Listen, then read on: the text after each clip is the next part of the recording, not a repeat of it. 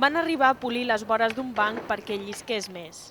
Ara, patinar a la plaça dels Països Catalans serà una mica més difícil. L'Ajuntament ha començat les obres de millora d'aquest espai.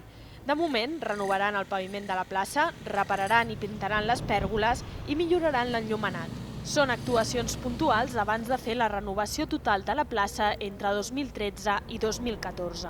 Ens hauria agradat poder donar la nostra opinió i si fan una asfaltada, fan un arreglo, segurament només continuarà sent propietat o els seus usuaris seran els skaters més enllà de poder passejar els veïns, no? En els propers dies aquest solar també canviarà de cara.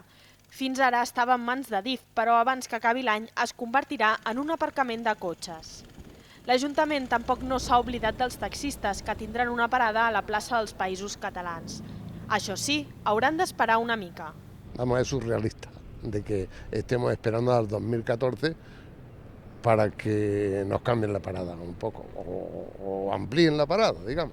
Pienso que se ganarán carreras que hoy se están perdiendo, ¿no? Porque allí siempre había habido parada. Si l'Ajuntament acompleix els terminis d'aquí 2 anys, els turistes podran agafar legalment un taxi en aquesta sortida de l'estació de Sants. Us ho ha explicat des de la plaça dels Països Catalans Jessica Moreno.